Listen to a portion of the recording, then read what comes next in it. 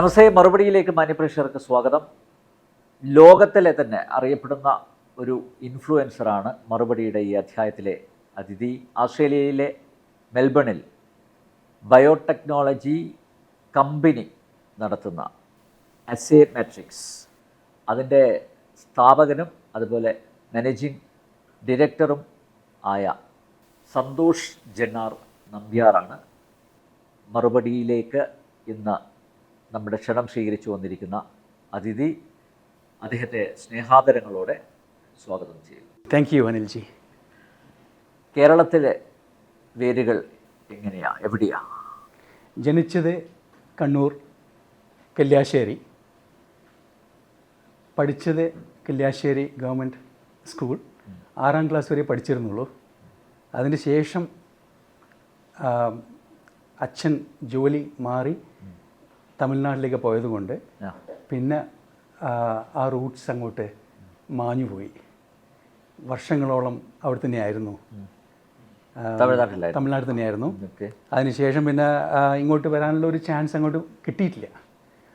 എപ്പോഴെങ്കിലും ഒരു 4-5 വർഷത്തിൽ ഒരു പ്രാവശ്യം മാത്രമേ വരാറുള്ളൂ. അപ്പോൾ പിന്നെ ആ കൾച്ചർ അങ്ങോട്ട് മാറിപ്പോയി. ഇപ്പോഴാണ് അത് ഒരു 10 വർഷമായിട്ട് എനിക്ക് മലയാളം സംസാരിക്കാനും മലയാളത്തിൻ്റെ ആ കൾച്ചർ ആയിട്ട് ബന്ധപ്പെടാനും ഭയങ്കര താല്പര്യമുണ്ട്. സംസാരിക്കാൻ ഭയങ്കര ഇഷ്ടമുണ്ട്. തെറ്റുണ്ടെങ്കിൽ മാപ്പ്, പക്ഷേ ഞാനത് എന്തായാലും ശ്രമിക്കും. വിദേശത്തുള്ള പല മലയാളികളും മലയാളം സംസാരിക്കാൻ ഇഷ്ടപ്പെടാറില്ല. അപ്പോൾ അതിൽ നിന്ന് വ്യത്യസ്തമാണ് താങ്കൾ. അനിൽജി, എൻ്റെ മക്കൾ അവിടെ ജനിച്ചു വളർന്നവരാണ്. അവർക്ക് മലയാളം സംസാരിക്കാൻ നല്ലോണം അറിയാം. എൻ്റെ അഭിപ്രായത്തിൽ അത് അനിൽജി പറഞ്ഞ മാതിരി റൂട്ടാണ്. അത് ഷെയ്ക്കായല്ലേ പിന്നെ ഫൗണ്ടേഷൻ ഷെയ്ക്കാവുന്ന മാതിരിയാണ്. അതെനിക്ക് തോന്നിയിട്ടുണ്ട്. അപ്പോൾ അതൊരിക്കലും ഞാൻ മറക്കില്ല. അപ്പോൾ ആ മദർ ടങ് മലയാളം എപ്പോഴും എന്നിൽ കൂടെ എൻ്റെ കുട്ടികൾക്ക് ഞാൻ പറഞ്ഞു കൊടുത്തിട്ടുണ്ട്. അവർ നല്ലോണം മലയാളം സംസാരിക്കും. ഗ്രേറ്റ്. ബയോടെക്നോളജി ഫീൽഡിൽ എങ്ങനെ എത്തുന്നത്?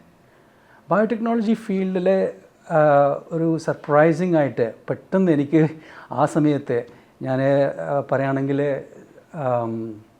ഓൾമോസ്റ്റ് 1985-84 ആ സമയത്താണ് പിന്നെ BSc കെമിസ്ട്രി ചെയ്തിട്ട് വേറെ ഒരു കോഴ്സും ഇല്ലാത്തത് കൊണ്ട് മധുരൈ കാമരാജ് യൂണിവേഴ്സിറ്റിയിൽ ആദ്യമായിട്ട് master of science in biotechnology തുടങ്ങിയിട്ടുണ്ടായിരുന്നു.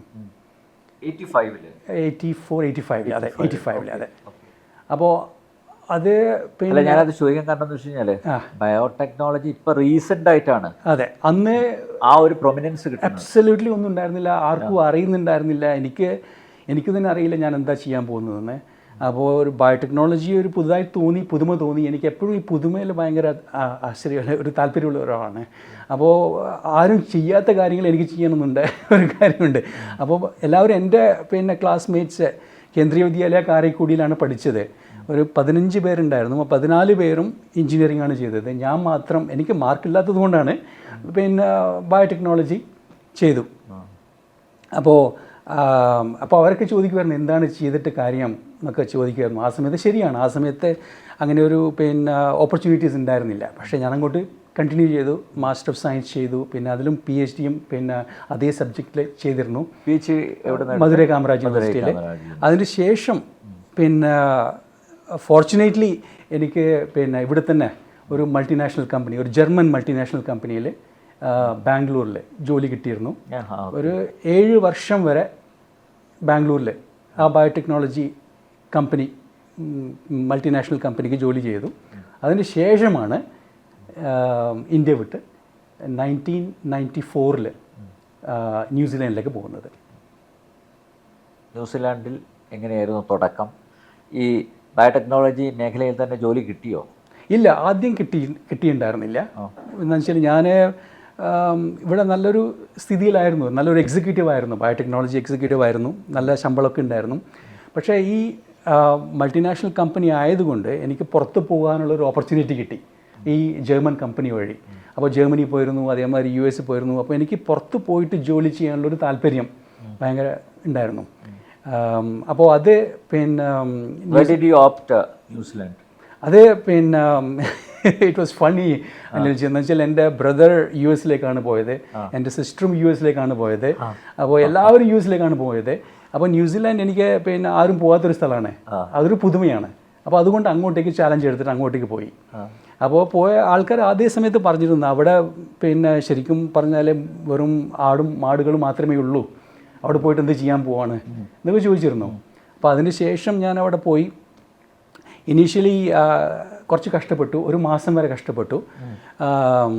പിന്നെ എൻ്റെ ഫീൽഡിൽ ജോലി കിട്ടിയിട്ടുണ്ടായിരുന്നില്ല. അതുകൊണ്ട് പിന്നെ ഈ കാർപ്പറ്റ് ക്ലീനിങ്, അതേമാതിരി പിന്നെ ഇന്ത്യൻ റെസ്റ്റോറൻറ്റിൽ വെയിറ്ററായിട്ടും ഒക്കെ ജോലി ചെയ്തു.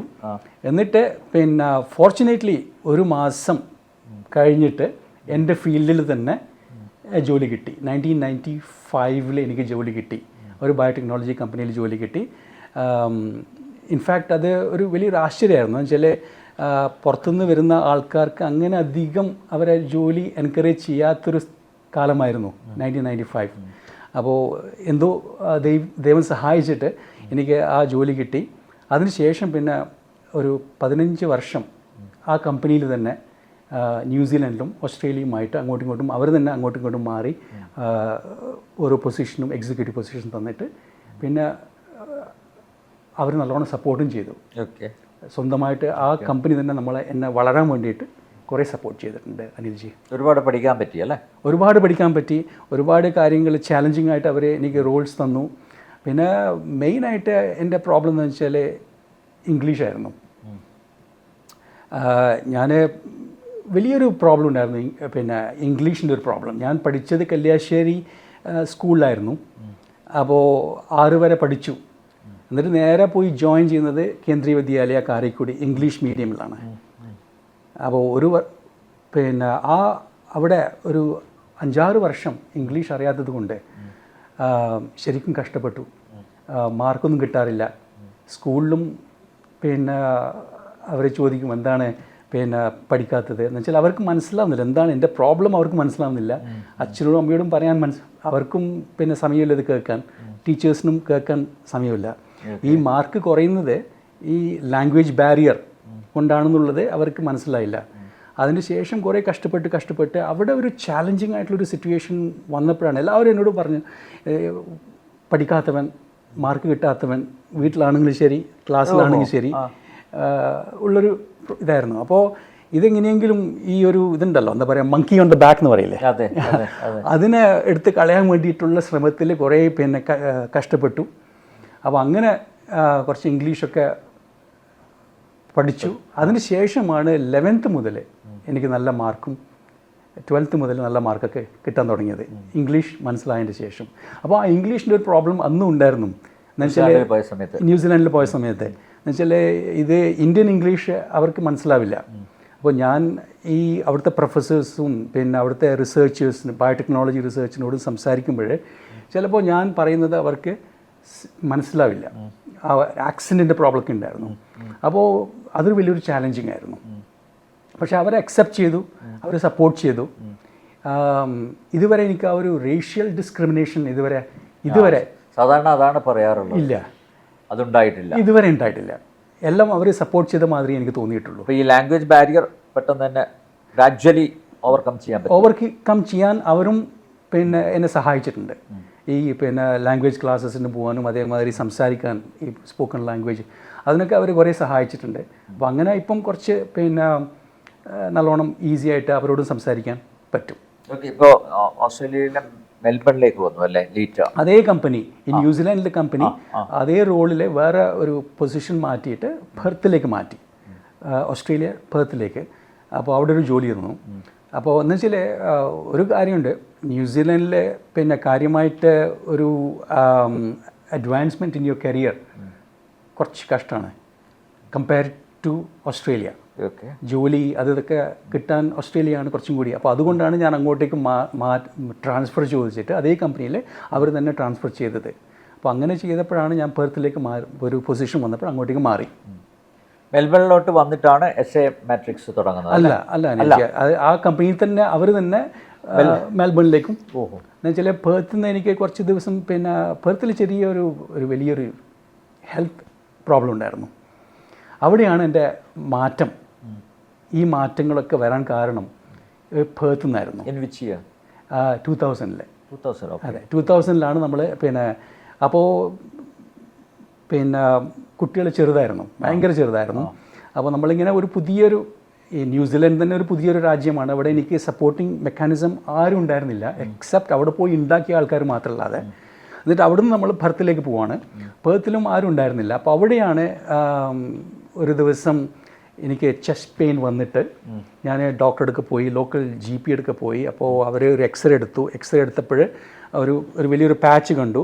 അപ്പോൾ പെട്ടെന്ന് അവർ ലോക്കൽ GP പറഞ്ഞു അത് ക്യാൻസറാണ്, ലങ് ക്യാൻസറാണ്, അത് വലുതായിട്ടുണ്ട്, പെട്ടെന്ന് സ്പെഷ്യലിസ്റ്റിനെ കാണിക്കണം. അന്ന് വൈകുന്നേരം തന്നെ സ്പെഷ്യലിസ്റ്റിനെ കണ്ടു. ലക്കിലി എന്നുവെച്ചാൽ ഇയാൾക്ക് അറിയുന്നൊരു സ്പെഷ്യലിസ്റ്റ് ആയിരുന്നു, അങ്ങനെ കാണാൻ പറ്റില്ല. അപ്പോൾ അന്ന് കണ്ടു. എന്നിട്ട് അപ്പോൾ അയാൾ പറഞ്ഞു ശരിയാണ്, അത് ലങ് ക്യാൻസർ തന്നെയാണ്. സ്മോക്ക് ചെയ്യുമെന്ന് ചോദിച്ചു. ഇല്ല, സ്മോക്കൊന്നും ചെയ്യില്ല, പക്ഷെ എന്നാലും അത് കാണുന്നുണ്ട്. അത് മാക്സിമം അന്ന് അയാളൊരു വെർഡിക്റ്റ് തന്ന മാതിരിയായിരുന്നു, ഒരു 6 മാസം അല്ലെങ്കിൽ 1 വർഷം. അങ്ങനെ ഡോക്ടേഴ്സ് അന്ന് വൈഫുണ്ട് അവിടെ, കുട്ടികൾ ചെറുതാണ്, അവർക്കൊന്നും അറിയില്ല. അപ്പോൾ ഞാനവിടെ ഇരിക്കുന്നുണ്ട്. അപ്പോൾ ഇങ്ങനെയാണെന്ന് കണ്ടിട്ട് എന്ന് പറഞ്ഞു. അങ്ങനെ പറയാറില്ല, അങ്ങനെ പറഞ്ഞു അത്. അപ്പോൾ പെട്ടെന്ന് യു ക്യാൻ ഇമാജിൻ ആ ഒരു ഷോക്കും എന്താണ് ചെയ്യേണ്ടതെന്ന് അറിയാതെ ഇങ്ങനെ ഒരിക്കലും ആ ഒരു വലിയൊരു ജീവിതത്തിലൊരു അടി കിട്ടിയ മാതിരി തോന്നി. അപ്പോൾ അതിന് ശേഷമാണ് പിന്നെ ഇതിൻ്റെ വേറൊരു ചാലഞ്ച് എന്താണെന്ന് വെച്ചാൽ ഇന്ത്യയെ കമ്പയർ ചെയ്യുമ്പോൾ അവിടെ ഈ ഡയഗ്നോസിസ്, അതായത് ഈ പ്രൊസീജിയേഴ്സ്, ബയോപ്സി ആണെങ്കിലും അല്ലെങ്കിൽ മറ്റേ ഡൈ ടെസ്റ്റും എന്തൊക്കെയോ ചെയ്യണമല്ലോ ഇതിന്. അപ്പോൾ അതൊക്കെ കുറേ സമയമെടുക്കും. അപ്പോൾ അതിനൊക്കെ ഒരു വെയിറ്റിംഗ് ലിസ്റ്റാണ്. അപ്പോൾ നമ്മളതിന് പിന്നെ വീട്ടിലിരിക്കണം, അവർ വിളിക്കും, എപ്പോഴാണ് വിളിക്കുമെന്ന് അറിയില്ല. ആ ദിവസമൊക്കെ ഇങ്ങനെ ടെൻഷൻ അടിച്ചിരിക്കുക. 6 മാസം വരെ ഉള്ളൂ അല്ലെങ്കിൽ 1 വർഷം വരെ ഉള്ളൂ. എന്താണിത്, ഇതിനെന്തെങ്കിലും പിന്നെ ക്യൂർ ചെയ്യാനുള്ള എന്തെങ്കിലും പിന്നെ മരുന്നുണ്ടോ അല്ലെങ്കിൽ കീമോതെറാപ്പി ഉണ്ടോ, ഒന്നും അറിയില്ല, ഒന്നും പറയുന്നുമില്ല. Will call you. അപ്പോൾ ആ ഒരു സഫറിങ് അതെനിക്ക് എക്സ്പ്ലെയിൻ ചെയ്യാൻ പറ്റാത്തൊരു സഫറിങ് ആണ്. ചിലപ്പോൾ എൻ്റെ വൈഫ് സന്ധ്യക്ക് അറിയായിരിക്കാം, വേറെ ആർക്കും അത് പറയാൻ പറ്റാത്തൊരു കാര്യമായിരുന്നു. ചെറിയൊരു വേദനയുണ്ടായിരുന്നു. അപ്പോൾ എപ്പോഴാണ് ജീവൻ പോകുമോ ഇല്ലയോ എന്നുള്ള ആ ഒരു സിറ്റുവേഷനിലായിരുന്നു. അപ്പോൾ എന്നിട്ട് ഫൈനലി ഒരു 3 ആഴ്ച കഴിഞ്ഞിട്ട് എനിക്ക് ബയോപ്സിയുടെ അപ്പോയിൻമെൻറ്റ് കിട്ടി. അപ്പോൾ അവിടെ പോയി. എന്നിട്ട് ബയോപ്സി ചെയ്തപ്പോഴാണ് അവർ മനസ്സിലാക്കിയത് നെഗറ്റീവായിട്ടാണ് വരുന്നത്, ക്യാൻസർ നെഗറ്റീവായിട്ടാണ് വരുന്നത് പാത്തോളജി ടെസ്റ്റിൽ. അപ്പോൾ അതിന് ശേഷം പിന്നെ 2ാമത്തെ പ്രാവശ്യം അവർ നോക്കി, അതും നെഗറ്റീവാണ്. പക്ഷേ സ്പെഷ്യലിസ്റ്റ് എന്തോ അയാൾക്ക് ക്യാൻസർ തന്നെയാണെന്നുള്ള പിന്നെ വിചാരിച്ചിട്ട് ഹി വാസ് ആക്ച്വലി ആ പ്രോട്ടോക്കോൾ അങ്ങോട്ടേക്ക് പോവായിരുന്നു. എന്നിട്ട് he was going to actually open up the thoracic and take out more tissues and do more tests to make sure that it was cancer.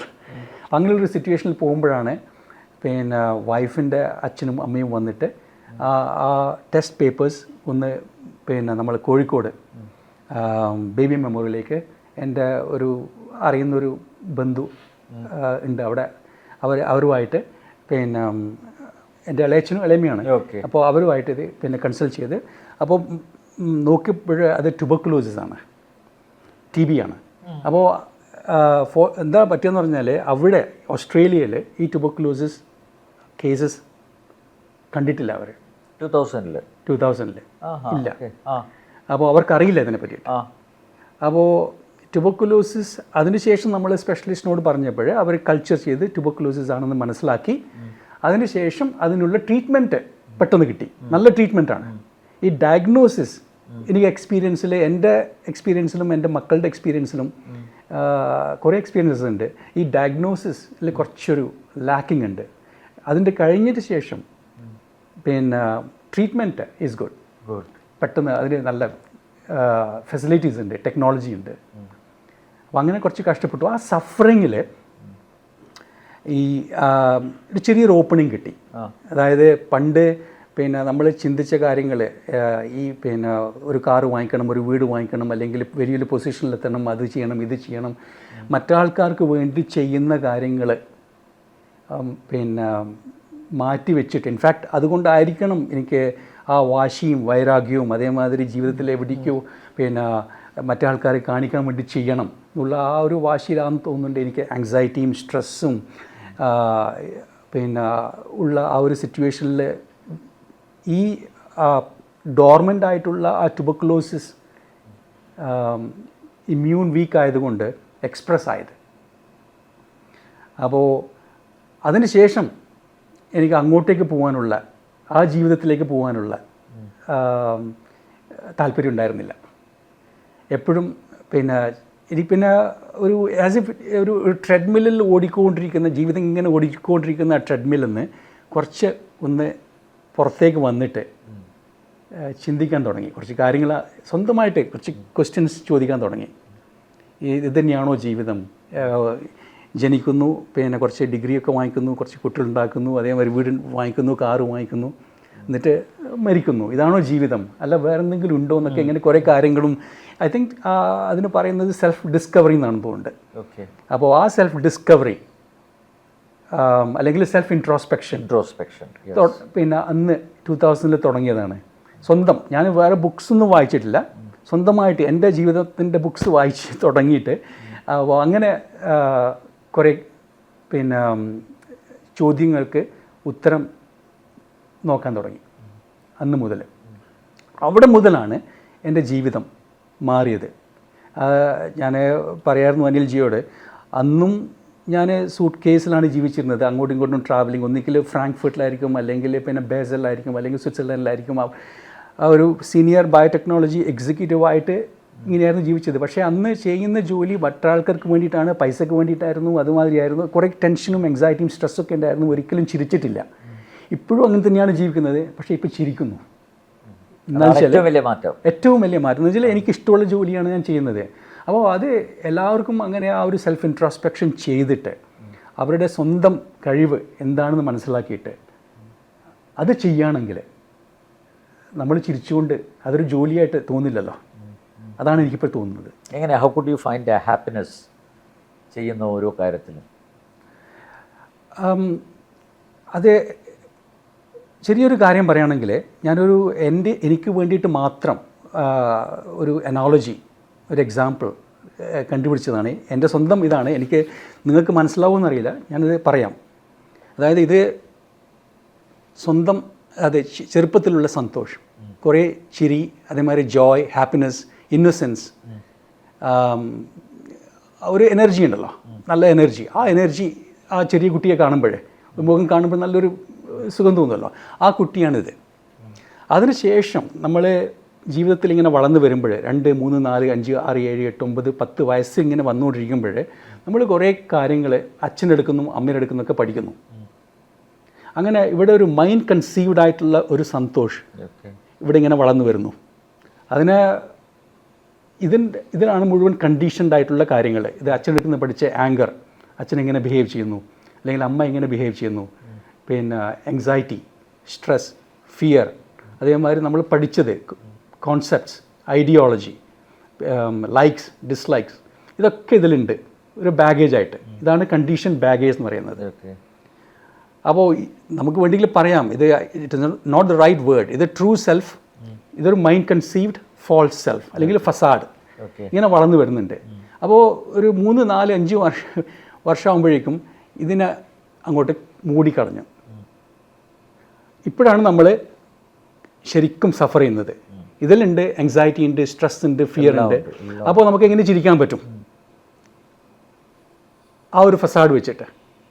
അപ്പോൾ ജീവിതത്തിൽ ഒരിക്കലും അത് നമ്മളെ ചിരിക്കാൻ പറ്റുന്നില്ല. പക്ഷേ എനിക്ക് ഈ അടി കിട്ടിയത് കൊണ്ട്, നല്ല വലിയൊരു സഫറിങ് വന്നത് കൊണ്ട് ചെറിയൊരു ഓപ്പണിങ് കിട്ടി. ആ ഓപ്പണിങ്ങിൽ ഇതങ്ങോട്ട് മാറി നിന്നു. അപ്പോൾ ഇതെനിക്ക് പഴയ ആ ചിരി, ഇന്നസെൻസ്, അത് എക്സ്പ്രസ് ചെയ്യാൻ പറ്റി. ഇത് ഞാൻ മനസ്സിലാക്കി, ഇതെങ്ങനെ ചെയ്യാൻ പറ്റും. അപ്പോൾ ഇതെനിക്ക് ചെയ്യാൻ പറ്റുവാണെങ്കിൽ എന്തുകൊണ്ട് ഞാൻ എപ്പോഴും ഇങ്ങനെ ജീവിക്കുന്നു, സ്ട്രെസ്സിലും ഫിയറിലും ആങ്സൈറ്റിയിലും ജീവിക്കുന്നു? ഇതിങ്ങനെ മാറ്റാൻ പറ്റുമോ? ഇത് കളയാൻ പറ്റുമോ? ഡിസോൾവ് ചെയ്യാൻ പറ്റുമോ? ഇതൊക്കെ ആലോചിച്ച് കുറേ കാര്യങ്ങൾ എന്നെ തന്നെ സെൽഫ് ഡിസ്കവറി ചെയ്യാൻ തുടങ്ങി. റിസർച്ച് ചെയ്ത് എന്നെ തന്നെ, വേറെ ആരെയല്ല, ബിക്കോസ് എനിക്ക് എന്നെ തന്നെ മനസ്സിലാക്കാൻ പറ്റുമല്ലോ ഞാൻ എന്തുകൊണ്ട് പിന്നെ സൽക്കിയായിരിക്കുന്നു, എന്തുകൊണ്ട് പിന്നെ ആങ്കർ ആയിട്ടുണ്ട്, എന്തുകൊണ്ട് ഫിയർ വരുന്നു, അതൊക്കെ പിന്നെ സ്വന്തമായിട്ട് പഠനം സെൽഫ് ഡിസ്കവറി ചെയ്തു, സെൽഫ് ഇൻട്രോസ്പെക്ഷൻ ചെയ്തു. അപ്പോൾ അതൊരു ചെറുതായിട്ട് ഇങ്ങനെ എഴുതി വെച്ചു. അതാണ് ഒരു പിന്നെ 2002 ആദ്യത്തെ ബുക്കായിട്ട് a new way of living എന്ന് പുറത്തു വന്നത്. ആ new way of living actually മലയാളത്തിൽ ട്രാൻസ്ലേറ്റ് ചെയ്തിട്ടുണ്ട്, പിന്നെ കണ്ണൂർ കൈരളി ബുക്സ്. അപ്പോൾ ഇതെങ്ങനെ ചെയ്യാൻ പറ്റും? അപ്പോൾ ഇങ്ങനെ ചെയ്യാൻ പറ്റുവാണെങ്കിൽ നമുക്ക് സ്വന്തം കൺട്രോൾ കിട്ടി. ഇതിൽ കൺട്രോൾ ഇല്ല, ഇതാണ് നമ്മുടെ ഡീഫോൾട്ട്. നമുക്ക് തന്നെ അറിയുന്നില്ല. ഒരു വേർഡ് ഉണ്ട് ഇംഗ്ലീഷിൽ, അൺബനൗൺസ്ഡ്, നമുക്കറിയാതെ. ഇതാണ് ജീവിതം. ഇത് നമ്മൾ പഠിച്ചു പോയതാണ്, അച്ഛനെ കണ്ടിട്ടും അമ്മയുടെ കണ്ടിട്ടും ടീച്ചേഴ്സിനെ കണ്ടിട്ടും ഫ്രണ്ട്സിനെ കണ്ടിട്ടൊക്കെ ഇങ്ങനെ. അപ്പോൾ ഇങ്ങനെയൊരു ജീവിതമുണ്ട്. അത് പഴയ നമ്മളെ ജീവിതം പുറത്ത് കൊണ്ടുവരാൻ പറ്റണം. അതെങ്ങനെ ചെയ്യാൻ പറ്റും എന്നുള്ള പഠനം സ്വന്തമായിട്ട് മനസ്സിലാക്കിയിട്ട് അതിന് ശേഷമാണ് ഇപ്പോൾ ഉള്ള ആ ഒരു ഹാപ്പിനെസ് എന്ന് പറഞ്ഞ ഒരു, ഇങ്ങനെ വരുമ്പോൾ ഹാപ്പിനെസ് ആൻഡ് ജോയ്. അതുമാത്രമല്ല പിന്നെ ക്ലാരിറ്റി. ഇതിൽ മുഴുവൻ കൺഫ്യൂഷനാണല്ലോ, ഇത് മൈൻഡ് വെച്ചിട്ടുള്ള കളിയാണിത്. അപ്പോൾ അതൊരു ഫെസാഡ് വന്നപ്പോൾ യു വിൽ ടേക്ക് ഒരു സ്റ്റെപ്പ് മുമ്പോട്ടും 2 സ്റ്റെപ്പ് ബാക്കോട്ടും, പേടി. അതേമാതിരി ഇത് ചെയ്യണോ അത് ചെയ്യണോ, കൺഫ്യൂഷൻ, ഇതൊക്കെ ഇതിലുണ്ട്. അപ്പോൾ ഇതങ്ങോട്ട് മാറ്റി വെക്കുകയാണെങ്കിൽ നമുക്ക് ക്ലാരിറ്റി കിട്ടി. അതെങ്ങനെ പിന്നെ കൊണ്ടുവരാൻ പറ്റും? അപ്പോൾ അത് പ്രാക്ടീസ് ചെയ്ത് ഒരു ദിവസം ചിലപ്പോൾ 1 മിനിറ്റ്, അടുത്ത ദിവസം 2 മിനിറ്റ്, 3 മിനിറ്റ്. അതായത് ഇതിങ്ങനെയാണ് 1 മിനിറ്റ്, പിന്നെ ആദ്യം തിരിച്ചു വന്നു. ഇതാണല്ലോ നമ്മുടെ കണ്ടീഷനിങ്. അപ്പോൾ അതിനിങ്ങനെ എക്സ്പാൻഡ് ചെയ്തിട്ട് എനിക്ക് വേണ്ടുന്ന സമയത്ത് ഇതിനെ കൊണ്ടുവരാൻ പറ്റും, വേണ്ടാത്ത സമയത്ത് അങ്ങോട്ട് മാറ്റി വെക്കാൻ പറ്റും. അതായത് ചെറുതായിട്ട് ഒരു സിമ്പിളായിട്ട് പറഞ്ഞാൽ നമ്മളുടെ ഹൈബ്രിഡ് എഞ്ചിൻ ഉണ്ടല്ലോ, ഹൈബ്രിഡ് എഞ്ചിൻ. ആ ഹൈബ്രിഡ് എഞ്ചിന് മനസ്സിലാക്കാൻ പറ്റും എപ്പോഴും എനിക്ക് ഇലക്ട്രിക് വേണം, എപ്പോഴും ഗ്യാസ് വേണം, പെട്രോളോ ഡീസലോ വേണം. അപ്പോൾ അത് രണ്ടും മാറ്റി ഉപയോഗിക്കുമ്പോഴാണല്ലോ പിന്നെ എഞ്ചിൻ എഫിഷ്യൻ്റായിട്ട് വണ്ടി മുമ്പോട്ട് പോകുന്നത്. അതേമാതിരി നമ്മളുടെ സിസ്റ്റത്തിന് മനസ്സിലാവും എപ്പോഴും എനിക്കിത് ഇത് വേണം, വേണ്ടാത്ത സമയത്ത് ഇത് മാറ്റി വെക്കുക. ഇതിനെ ഡിസോൾവ് ചെയ്യാൻ പറ്റില്ല. ഇതായത് ഇത് നമ്മളുടെ ബാക്കിയുള്ള ബാക്ക്ലോഗാണ്, പഴയ കാര്യങ്ങൾ, മനസ്സ്, അതിൽ ഓർമ്മയിലുണ്ട്, അത് മെമ്മറിയിലുണ്ട്. അതായത് പഴയ കാര്യങ്ങളും പഴയ പിന്നെ ഹേർട്ടും ഫീലിങ്സും പിന്നെ സെൽഫിഷ്നെസ്സും ഈഗോ ഒക്കെ ഉണ്ട്. പക്ഷേ നമുക്കത് മാറ്റി വെക്കാൻ പറ്റും. പണ്ട് ആ കൺട്രോൾ ഉണ്ടായിരുന്നില്ല. ആ കൺട്രോൾ വരുന്നത് ഒരു നല്ലൊരു വേർഡ് ഉണ്ട് ഇംഗ്ലീഷിൽ, അവെയർനെസ്. ആ അവെയർനെസ് വരുമ്പോഴാണ്, ഇപ്പം അതിനെ വേർഡ് മൈൻഡ്ഫുൾനെസ് എന്ന് പറയാം. മൈൻഡ്ഫുൾനെസ്, അവെയർനെസ്, അല്ലെങ്കിൽ കോൺഷ്യസ് ആവുക, the conscious of your baggage. അപ്പോൾ അത് മാറ്റി വെക്കാൻ പറ്റുവാണെങ്കിൽ ഇവിടെ ജോയ്, ഇവിടെ ഹാപ്പിനെസ്, ഇവിടെ പിന്നെ വൺനെസ് എന്ന് പറയില്ലേ, അതായത് ഞാനും അനിൽജിയും അതേമാതിരി ബാക്കിയുള്ള ഇരിക്കുന്ന എല്ലാവരും ഒന്നാണ് എന്നുള്ളൊരു ഫീലിംഗ്. അപ്പോൾ എനിക്ക് അങ്ങനെയാണെങ്കിൽ എനിക്ക് എങ്ങനെ അനിൽജിയെ ദ്രോഹിക്കാൻ പറ്റും, ഹേർട്ട് ചെയ്യാൻ പറ്റും? പക്ഷെ ഇങ്ങനെയാണെങ്കിൽ ചെയ്യാൻ പറ്റും. ഇവിടെ സെൽഫിഷ്നെസ് വന്നു, ഞാനെന്ന ഭാവം വന്നു, ഇവിടെ ഞാനെന്ന ഭാവം പോയി. അതാണ് ഞാൻ മനസ്സിലാക്കിയത്. ശ്രീ സന്തോഷ് ജന്നാർ നമ്പ്യാരുമായുള്ള അഭിമുഖം ഇവിടെ പൂർണ്ണമാവുന്നില്ല. വീണ്ടും അടുത്ത ആഴ്ച ഇതേ ദിവസം ഇതേ സമയം.